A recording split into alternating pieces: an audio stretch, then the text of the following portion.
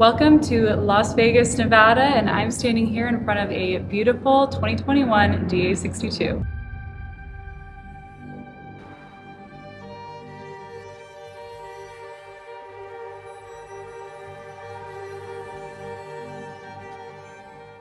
I was living in Silicon Valley and started to learn about 10 years ago. Then got my IFR when I moved to Seattle and my multi-engine, and got the DA62 behind me just as I was moving to Vegas. I've been only a diamond flyer. I learnt on the 40 and the 42 before getting the 62, and this is the first aircraft I've had. Moving from the 40 to the 42 to the 62 got easier. The 62's got a huge tail, so crosswinds are a non-event, and it makes it a much less exciting time than landing in a 40. I was looking for a plane to be able to fly to various board meetings I have to go to all over the country, and this plane turned out to be spectacularly suited for that.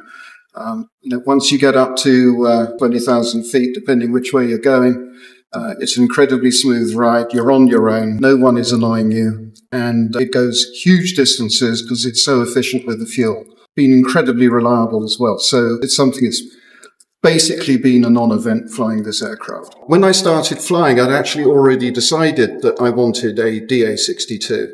I thought it was fantastic for its load-bearing capabilities with the fuel. I've never really had to worry about weight and balance on this aircraft, and its ability to go very long distances because of its fuel efficiency.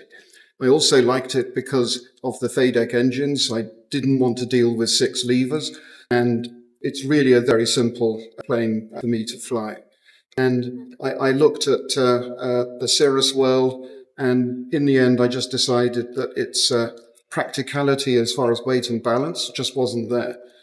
Once you start putting stuff in it, you can't put full fuel. And as I've mentioned earlier, I go long distances. I think my favorite flight was the first from Iceland to Greenland. I ferried the plane from Austria to Vegas. But in the US, flying up the East River in Manhattan was a big adventure, past all the skyscrapers. But my day-to-day stuff of just flying over the desert, across the Rockies, up to the Midwest, I still am excited every time I do it. I didn't really have any surprises when I bought the aircraft, because I had a lot of training in the 42 before it, which is similar to this aircraft. It was just more stable, easier to land in crosswinds. I remember coming in when I was bringing it in from Canada I think I was landing in Michigan for the customs paperwork. The crosswinds were something like 230 degree variance between about 30 and 40 knots. And it was fine. It's not that I'm a great pilot. It's just the plane is very, very stable. Oh, I'm sure you are too. The plane has been incredibly consistent in meeting the numbers in the manual. So if it says it will fly at such a knots based on temperature, pressure, etc., that's what it does. Same on landing. I've never had to worry about running out of runway or anything like that. It's incredibly predictable. When I've done recurrent training, etc., the stalling the plane, doing VMC demonstrations, etc., it's basically, even an idiot like me, it's fine. My passengers think it's a lot quieter than other general aviation aircraft they've flown in. There's very few vibrations, really, for a plane of this type. It's pretty comfortable in the back. It's pretty decent view from the back. Less great from the front, to be honest, because it's designed for long distances. And I think the one thing that people will complain about is that there isn't a restroom, but it's the wrong type of aircraft. I've had this aircraft maintained at 4 different shops. I've had 3 shops do the annuals. I've been satisfied with all of the places that I've worked with. I've had very little in the way of unscheduled maintenance. I think it's happened 3 times, none of it particularly exciting. And on the whole, it's been a highly reliable machine, much more so than I was dreading getting into owning my first GA aircraft. This plane is as good as the day I got it. It's the way I'm wired. I'm the guy who cleans it. I'm the guy who makes sure it's maintained. This plane is spotless. I'm selling it really because my wife wants it to have pressurization and go higher. So I'm getting a turboprop and moving up in the build. I think this is a fantastic aircraft.